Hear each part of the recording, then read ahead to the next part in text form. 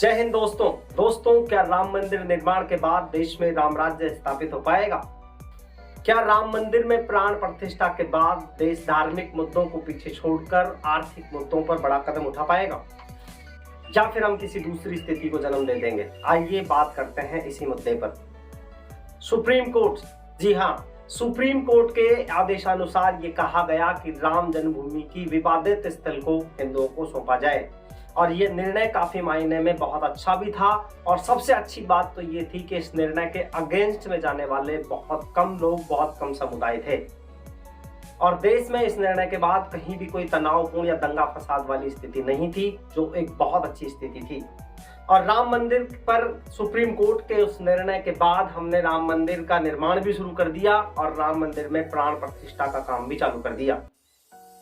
और राम मंदिर में प्राण प्रतिष्ठा के बाद इनफैक्ट पूरा देश खुश है कि अब ये मुद्दा खत्म। अब लगभग देश में बड़ा कोई धार्मिक मुद्दा नहीं बचा है, कोई ऐसा धार्मिक मुद्दा जिस पर राजनीतिक पार्टियां अपनी रोटियां सेक सके।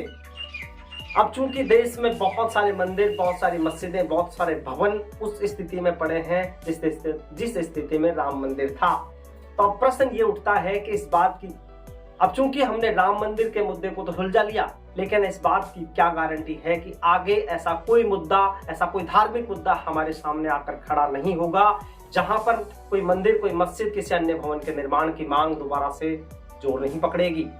और अगर पकड़ेगी तो कब तक हम देश को इन्हीं धार्मिक मुद्दों में उलझा कर रखेंगे? कब तक हम पुराने मंदिरों को तोड़कर नए मंदिर और उनकी प्राण प्रतिष्ठा करते रहेंगे? जबकि हम इस देश को एक ऐसा देश नहीं देखना चाहते, बल्कि हम इस देश को एक ऐसा रूप लेते हुए देश देखना चाहते हैं जिस देश में ऐसा हो कि किसी गरीब के घर पर बुलडोजर नहीं चले, किसी गरीब के बच्चे रात को भूखे नहीं सोएं। एक ऐसा देश जिसकी सरजमीन पर चीन घुसपैठ करने की कोशिश ना करे।